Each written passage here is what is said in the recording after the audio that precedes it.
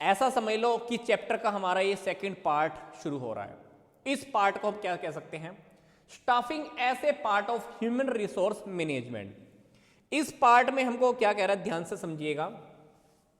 कहता है कि ये जो एचआरएम है ना, बोले तो ह्यूमन रिसोर्स मैनेजमेंट, ये कौन परफॉर्म करता है, ये फंक्शन परफॉर्म करते हैं मैनेजर्स। दूसरी बात, HRM is a wider term as compare to the staffing. HRM reality में स्टाफिंग से बहुत बड़ी टर्म है, बहुत बड़ा पहलू है, बहुत बड़ा एस्पेक्ट है। स्टाफिंग से बहुत बड़ी बात है क्या, HRM, human resource management. HRM के अंदर स्टाफिंग भी आती है, रिकॉर्ड कीपिंग भी आता है। एचआरएम के में ही पर्सनल पॉलिसीज भी आती हैं, formation, conducting personal research, providing expert services. ये सारे टॉपिक किस में आते हैं, एचआरएम में आते हैं। अब देखा जाए तो स्टाफिंग खुद किस में आ रहा है, एचआरएम में आ रहा है। तो यहां पर क्या कह रहा है कि स्टाफिंग रियलिटी में एचआरएम का एक पार्ट है। अब कहता है कि किसी भी ऑर्गेनाइजेशन की परफॉर्मेंस ये किस पे डिपेंड करती है, ये डिपेंड करती है इंसानों के ऊपर, इंसानों की परफॉर्मेंस के ऊपर और उनकी एफिशिएंसी के ऊपर। भाई कोई भी ऑर्गेनाइजेशन अच्छी चल रही है या नहीं चल रही है, प्रोडक्शन अच्छा हो रहा है कि नहीं हो रहा है, अच्छी क्वालिटी का प्रोडक्शन होगा कि नहीं होगा, हर ये किस पे डिपेंड करता है, इंसानों के ऊपर, बोले तो ह्यूमन रिसोर्स के ऊपर। फिर कहता है the success in achieving the goals and objective of the organisation is also dependent on the level of the motivation.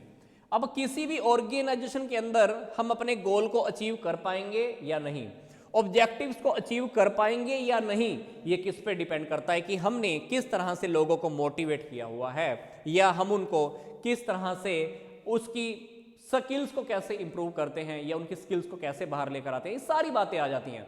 तो मतलब अल्टीमेटली किसी भी ऑर्गेनाइजेशन की जो सफलता है, जो सक्सेस है, वे ह्यूमन रिसोर्स पर डिपेंड करती है।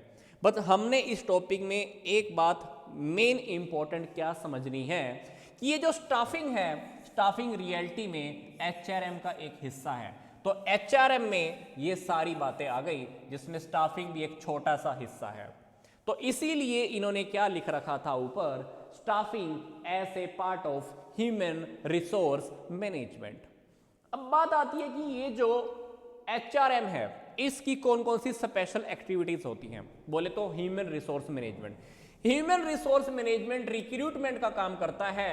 ये हमने लोगों को क्या सैलरी देनी है, क्या वेजेस देनी है, ये स्ट्रक्चर रेडी करने का काम भी एचआरएम का होता है। तीसरी बात, ट्रेनिंग के कौन कौन से प्रोग्राम होंगे, उनको डिजाइन करना, उनको इंप्लीमेंट करना और रियलिटी में प्रैक्टिकली वे में उनको ट्रेनिंग देना, ये भी एचआरएम का काम है। फिर ग्रीवेंस हैंडलिंग, बोले तो कभी कभी कुछ हमें इंप्लॉइज के लेवल पे कुछ कंप्लेंट्स भी आती हैं, तो हम उनकी प्रॉब्लम्स को सॉल्व करते हैं, उनकी कंप्लेंट्स को हैंडल करते हैं और वो हमारी ऑर्गेनाइजेशन में बने रहें, हम इस लेवल पे भी काम करते हैं। फिर कुछ और एक्टिविटीज भी हैं एचआरएम की, जिसमें हम बात करते हैं लेबर रिलेशंस की। लेबर्स के साथ हमारे रिलेशंस अच्छे बने रहें, तो ये काम भी किसका होता है, ह्यूमन रिसोर्स मैनेजमेंट का। तो ह्यूमन रिसोर्स मैनेजमेंट कभी कभी लेबर यूनियंस की भी हेल्प लेती है। लेबर यूनियंस के साथ हम मीटिंग करते हैं और हम ये देखते हैं कि लेबर को किस लेवल की प्रॉब्लम आ रही है। इससे क्या होगा, लेबर्स के साथ हमारे रिलेशन अच्छे होंगे, वो ऑर्गेनाइजेशन के लिए खुश होकर काम करने वाले हैं। एचआरएम का जो अगला काम है वो है सोशल सिक्योरिटी की प्लानिंग करना। पर हर इंप्लॉय क्या चाहता है, आज के टाइम में हर इंप्लॉय ये चाहता है कि जब भी मैं रिटायर हो जाऊं तो उसके बाद भी मुझे कुछ ना कुछ मिलता रहे, मेरी सोशल सिक्योरिटी रहे, मेरे को नौकरी से निकाल ना दिया जाए कभी भी। तो ये सोशल सिक्योरिटी कहीं ना कहीं एचआरएम प्रोवाइड करता है। Legal compliances, defending the company in the law suit, कभी कभी ऐसा होता है कि कंपनी के खिलाफ कोई ना कोई केस हो जाते हैं, उन केसेस से बचाने का काम या कंपनी की ओर से लड़ने का काम कौन करता है, एचआरएम करता है। फिर जॉब एनालिसिस, जॉब एनालिसिस क्या है, इस टॉपिक को ध्यान से समझ लेना। जॉब एनालिसिस भी रियलिटी में एचआरएम का ही एक काम है, या ये कह लीजिए कि जॉब एनालिसिस एचआरएम की एक एक्टिविटी है। तो it is a systematic process of understanding the responsibilities, requirements and the nature of A job.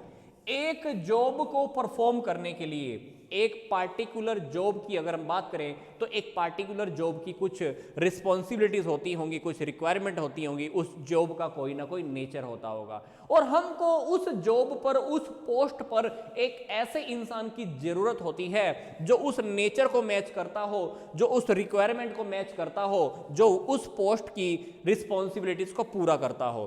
तो this is an important tool of human resource management. तो ये काम कौन करेगा? पूरा एचआरएम करने वाला है।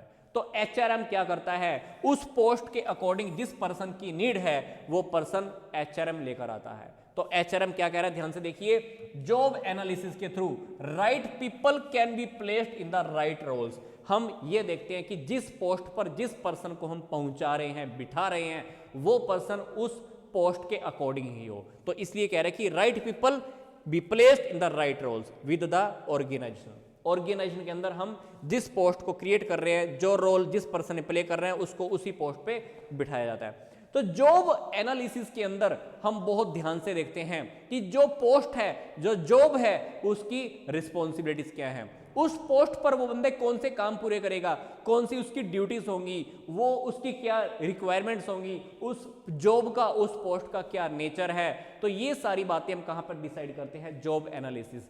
तो जॉब एनालिसिस का काम भी कौन करता है? ये एचआरएम पूरा करता है। तो हमने अभी ये देखा कि एचआरएम की हमारी कौन कौन सी स्पेशलाइजेशन एक्टिविटीज हैं। तो ये स्क्रीनशॉट आप ले सकते हैं और ये हमारा ये सेकंड पार्ट है, इसको भी आप स्क्रीनशॉट ले सकते हैं। अब हम चलते हैं